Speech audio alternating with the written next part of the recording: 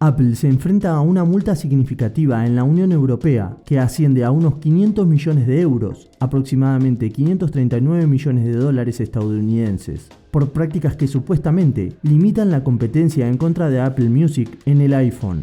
Según informe de Financial Times, esta sanción es el resultado de una investigación iniciada por reguladores de Bruselas, Bélgica, tras una queja de Spotify. La compañía de streaming alegó que Apple impedía a las aplicaciones informar a los usuarios sobre alternativas más económicas al servicio de música de Apple. El núcleo del problema radica en los esfuerzos de Apple por mantener tanto a las aplicaciones como a los usuarios dentro de su sistema de pagos de App Store. Spotify presentó una queja en 2019, argumentando que las políticas de Apple sofocaban la competencia contra Apple Music, lo que llevó a la Unión Europea a iniciar una investigación al año siguiente. La Unión Europea redujo sus objeciones para centrarse en la negativa de Apple a permitir que los desarrolladores enlazaran a sus propias suscripciones dentro de sus aplicaciones, una política que Apple cambió en 2022 tras la presión regulatoria en Japón.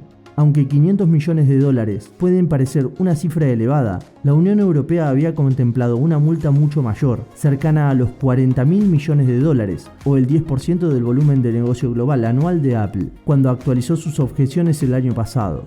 En 2020, a Apple se le impuso una multa de más de 1.000 millones de dólares, pero las autoridades francesas la redujeron a 366 millones de dólares después de que la compañía apelara.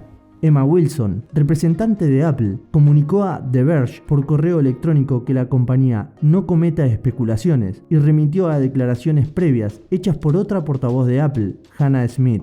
En febrero del año pasado, Smith expresó la esperanza de la compañía de que la comisión cesara en el seguimiento del caso, el cual, según ella, no tiene mérito.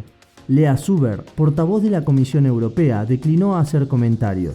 Hasta el momento de hacer este video, Spotify no había respondido. Este episodio subraya la continua tensión entre gigantes tecnológicos como Apple y reguladores europeos, quienes se esfuerzan por mantener un mercado competitivo y justo.